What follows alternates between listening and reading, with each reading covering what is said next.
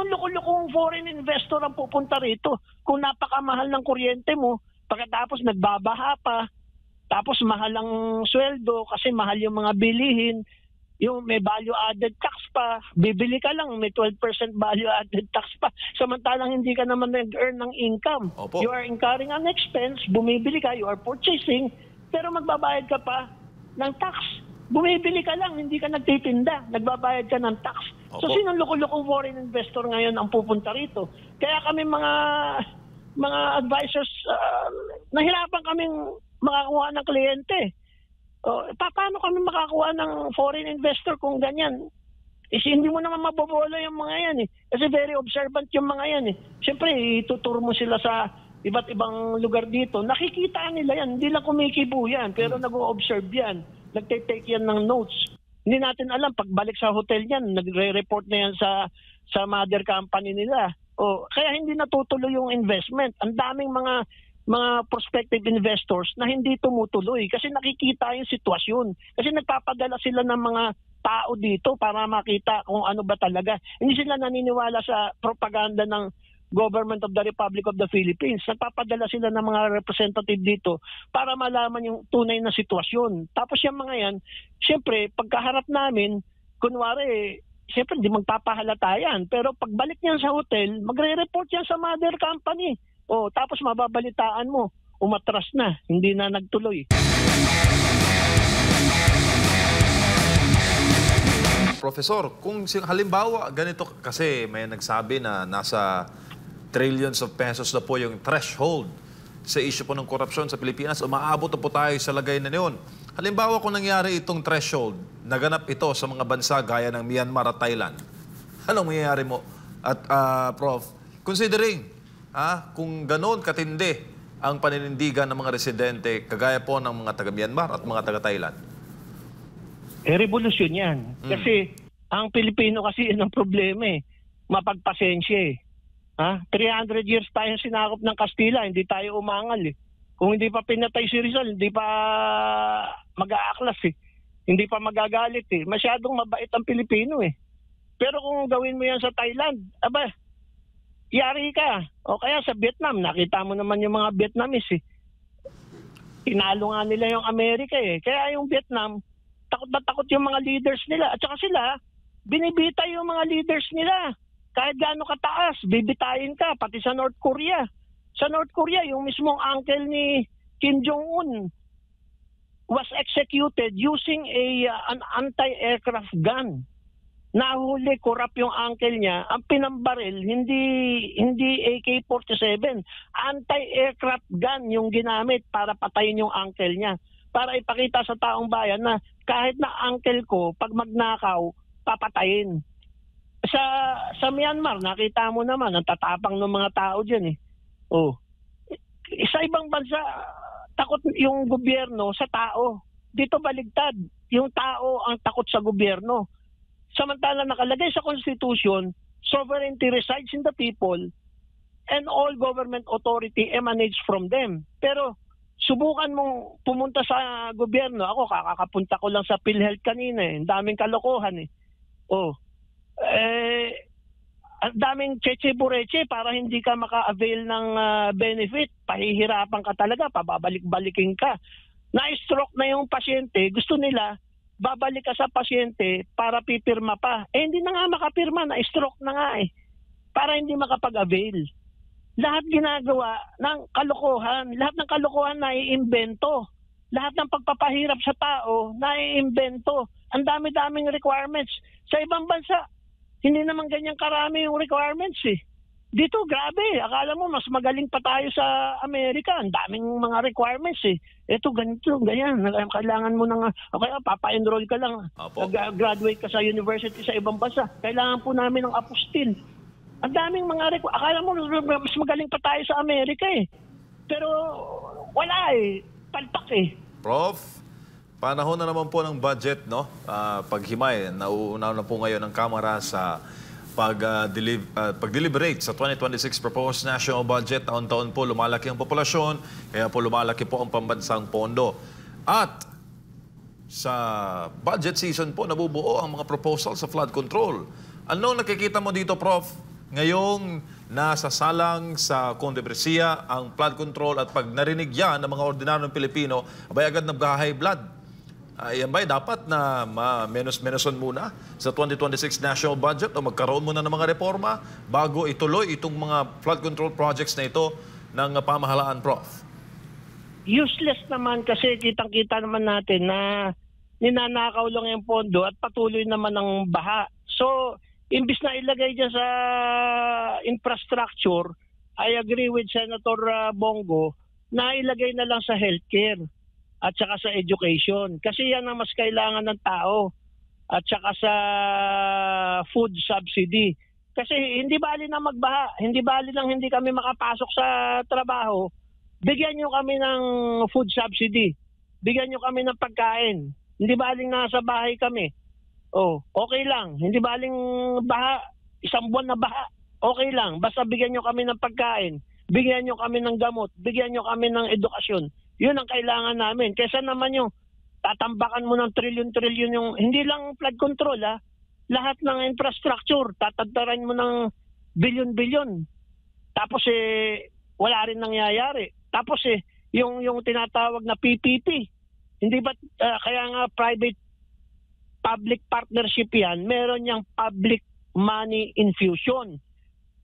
Nagbayad ka na ng tax. Dadaan ka sa tollway, every time na dadaan ka sa tollway, magbabayad ka pa ng napakamahal na toll fee. Isipin mo yan. Di double, triple taxation na yan. Double, triple whammy. Meron ka ng road users tax, meron ka ng income tax, meron ka ng value-added tax, withholding tax on this, withholding tax on that. Lahat na ng klase, documentary stamp tax, lahat na ng klaseng tax. Meron. Pagkatapos tuwing dadaan ka sa kalsada, magbabayad ka pa ng napakamahal na toll fee. Anong klaseng gobyerno ito? Ginawang negosyo yung kalsada. Ginawang negosyo yung daanan ng tao. Yan ang isa kung bakit ayaw. Totoo ito. Nakakausap ko yung mga ibang kliyente ko na mga mag-i-invest sana dito. Umaatras kasi sobrang mahal ng toll fee dito, sobrang mahal ng internet, sobrang mahal ng kuryente, sobrang mahal ng mga bilihin. Siyempre, pag mahal ang bilihin, yung labor, magde-demand ng higher salary, higher wages.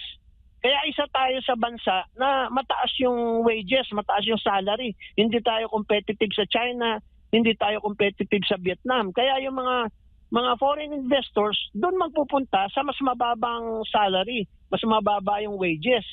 Ang problema, mataas na nga yung wages natin, tsaka yung salary natin, sobrang taas naman ng presyo. Naghihirap yung mga tao. Kahit na malaki sweldo mo, kung mahal yung mga pagkain, mahal yung electricity. O katulad ko ngayon, biglang nag-jump yung electricity ko. Nagulat ako, 6,000 per month lang, biglang naging 12,000 per month. Kasi may mga panahon na kasabwat ng gobyerno yung electric companies, papayagan nila na magdoble ng presyo. Siyempre, hindi natin alam, baka may mga kickback dyan yung mga taga-gobyerno, kaya tumatahimik na lang, pati yung mga taga-ERC na yan, na sabihin na natin yung totoo, merong mga regulatory capture. So, tayo yung bansa na pinakamahal ng kuryente ngayon sa buong mundo. No, nalalagpasan na natin yung Japan at saka Germany. Dati ang pinakamahal na kuryente Germany at saka Japan Ngayon in certain times, hindi naman always, nalalagpasan natin yung Japan at saka Germany sa electricity cost. Ngayon ang Japan at saka Germany, walang problema kasi yung mga tao nila may purchasing power. No, mayayaman yung mga tao diyan kaya kahit taasan mo yung electricity diyan, okay lang Pero dito sa Pilipinas, hindi naman mayayaman yung tao bakit napakamahal ng kuryente natin? So yung mga tao, nagtitiis na, hindi na gumagamit ng electric fan, nagpapatay na ng ilaw. So paano uunlad yung bansa natin kung makikita ng dayuhan na ano ba naman to? Katulad ng mga Koreanong kliyente ko, nagrereklamo sa akin, sa Korea daw, walang patayan yung kanilang aircon 24/7. Dito daw, they are forced to turn off their aircon every now and then kasi sobrang mahal ng kuryente. Hindi ba nakakahiya yan? Kaya sinong loko-lokong foreign investor ang pupunta rito kung napakamahal ng kuryente mo, pagkatapos nagbabaha pa, Tapos mahal ang sweldo kasi mahal yung mga bilihin.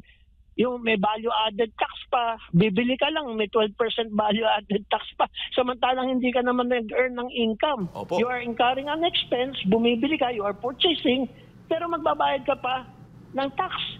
Bumibili ka lang, hindi ka nagtitinda, nagbabayad ka ng tax. So Opo. sinong loko-lokong foreign investor ngayon ang pupunta rito? Kaya kami mga advisors, nahirapan kaming makakuha ng kliyente. Paano kami makakuha ng foreign investor kung ganyan?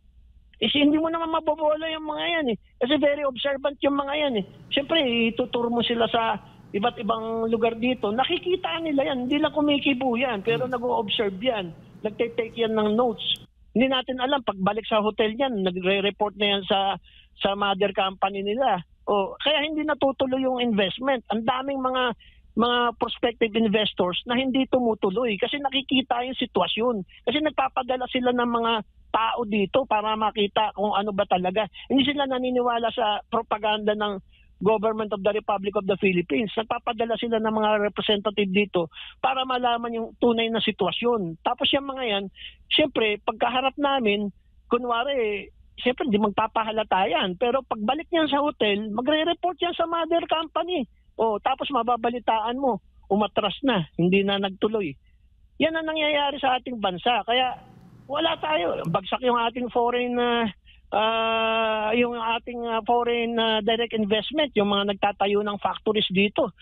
Nagpupunta sa Vietnam eh. Ako, kagagaling ko lang sa Vietnam nung nakaraan. Ang dami-daming factories doon. Halos lahat, iba-iba. Samsung, mga Vietnamese companies mismo, mga kung ano, Japanese, Mitsubishi, lahat ng mga sikat na brand sa buong mundo, naandun yung factories nila sa Vietnam. Kaya ngayon yung Vietnam kulang sa tao. Kailangan nila ng Pilipino para meron silang workers. So napapag-iwanan na tayo. Samantalang yung Vietnam talagang binugbog ng bomba ng Amerika yan. Pero napag-iwanan tayo, gumagawa na sila ng sarili nilang kotse, yung VinFast, yung nakikita natin ngayon sa mga lansangan, yung mga kulay green na taxi. Made in Vietnam yan. Tayo, anong nagagawa? Pakumbakya lang, hindi tayo makagawa. Imported pa yung pakumbakya natin eh. Hindi pa tayo nahihiya niyan, wala tayong made in the Philippines. Yung mga armas natin, lahat imported. Mananalo ka ba sa gera kung ang lahat ng armas mo imported? Kitang-kita sa Ukraine eh. Kaya natatalo yung Ukraine kasi walang indigenous self-reliance defense program. Kaya ginawa ni Marcos Sr. yung self-reliance defense program eh. Kasi sa gera, kinakailangan meron kang mga underground factories para tuloy-tuloy yung laban mo. May pagawaan ka ng bala. Pero kung yung bala mo, idadaan pa sa Pacific Ocean o kasi sa South China Sea bago makarating sa Pilipinas, paano ka mananalo sa gera? Paano mo may pagtatanggol yung bansa mo? Pakumbakya nga lang, hindi tayo makagawa eh. Aeroplano pa kaya. Ngayon, uso na ngayon, missiles, mga drones. Hindi tayo makagawa ng missiles at saka drones eh. Paano tayo ngayon yan? Tapos, tatapang-tapang pa tayo sa China kunwari. Natatawa na lang yung China sa atin eh. Kasi ang kinakatakot ng China sa atin, yung mga barko natin na merong kalawang.